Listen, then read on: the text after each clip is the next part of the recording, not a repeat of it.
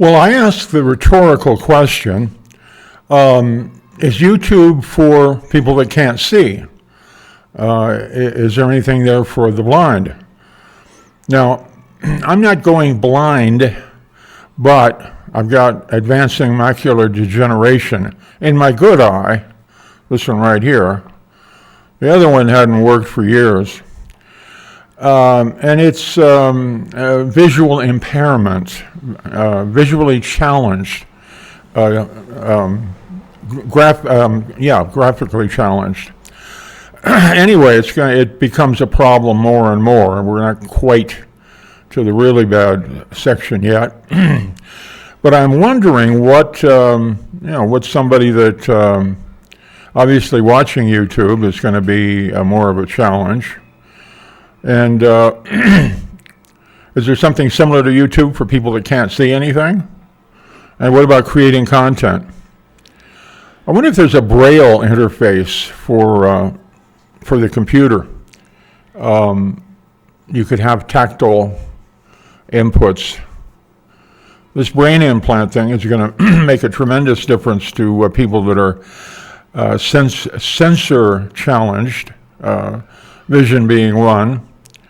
I imagine there's going to be a lot out there in the future as we become hybrids, part human, part AI, and part machine. Anyway, I've been playing with a different kind of communications method. There's something called Morse code.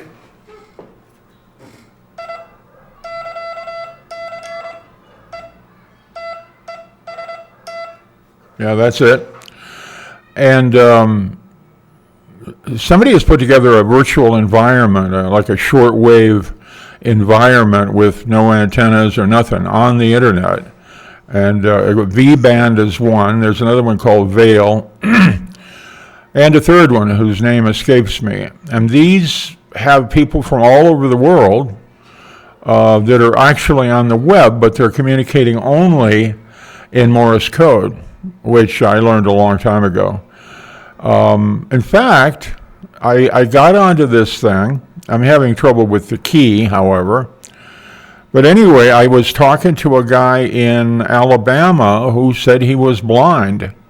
And in fact, he had been blind since birth, or nearly that. So he had no, because I asked him at one point in Morse code, can you visualize, do you visualize the letters as you hear them?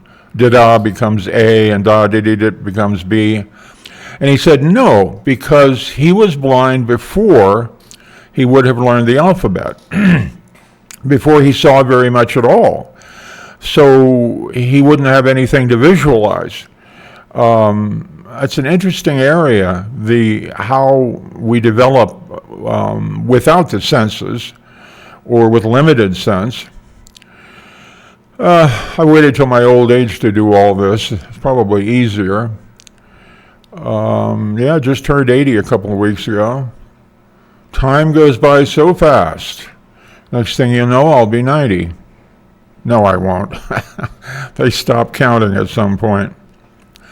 So anyway, coming up to speed on the virtual Morse code environment online. That's one of the things going on now. The other one is the green screen, the background removal. Well, I made a discovery after I put all this effort into making a physical green screen out of the green material. Discovered that CapCut, among its many talents, is removing background. And it's very interesting how it must do it. I can't imagine, because it isn't chroma key. It isn't looking for a particular color. It's simply deciding where the background starts and where the subject matter ends or starts, and ignoring the one versus the other. So we're going to be playing with that on this video. In lieu of something else to do, what could I talk about? I could talk about the war.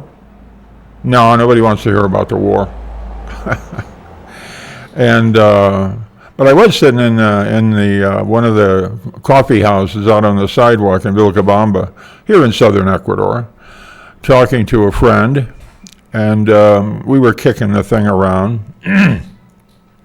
Well, that's something to talk about. It's like you got two dogs diddling in the street, it's hard to ignore them.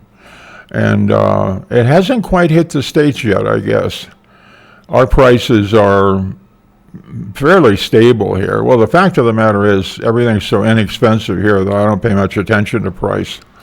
Got a kilo, 2.2 pounds of big strawberries. Strawberries have come in season. Cherries are now too, probably, although I didn't see any. And the strawberries are incredible. I mean, they're huge for one thing. Nice taste. Sometimes when they're big, they don't have as strong a taste. But these were great. And as usual, the avocados are, they're so big for about 75 cents each, but they're about twice as big as the ones in the States. So I just eat a half. I had 2 strawberries, huge things, and half of an avocado this morning for breakfast because I got to eat something with the medication I take. The medication that keeps me going, I guess. I haven't put up a video in a long time, like a week and a half, something like that. I started out, I was doing them every day, and then I slacked off, and somebody emailed me and said, "What's up? Are you still alive?" Well, I responded, so they know that I am, but not posting videos is an indication that you're no longer with us. So I need to do that. Can't worry about the numbers too much. Anyway, I was going to talk about the war, wasn't I? I keep thinking of the tar baby. Do y'all remember Uncle Remus? A black folktale from the U.S. South. And Disney made a sanitized movie of it in the 50s. And Brer Rabbit and Brer Fox. Brer Rabbit's always playing tricks on Brer Fox, and Brer Rabbit at one point makes a baby, a doll, out of tar, and puts it in front of a bush, and then Brer Rabbit goes and hides in the bush, and Brer Fox comes along, and here's the tar baby say, "Hey, you stupid da-da-da-da, you got a problem with that?" And it's actually the rabbit talking, but the Brer Fox, he's very gullible. He gets pissed off at the tar baby and says, "What did you say? I'll show you who to talk to," like that, and punches him. He punches the tar baby. Well, his paw got stuck in the tar baby. This is the nastiest stuff you can imagine. And he says, "Oh yeah, you're not going to let go, huh? I'll punch you with my other paw." The other one gets stuck. Well, now what's the analogy between the tar baby and somebody getting stuck in the tar baby because they impulsively hit it and the current war? Well, hard to say.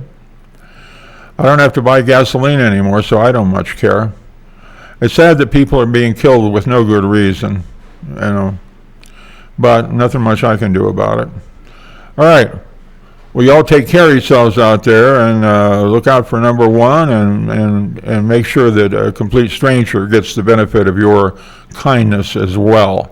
Random acts of kindness, who knows? Who knows, if we do enough of that, it might improve the world. I'll see you later. Ciao.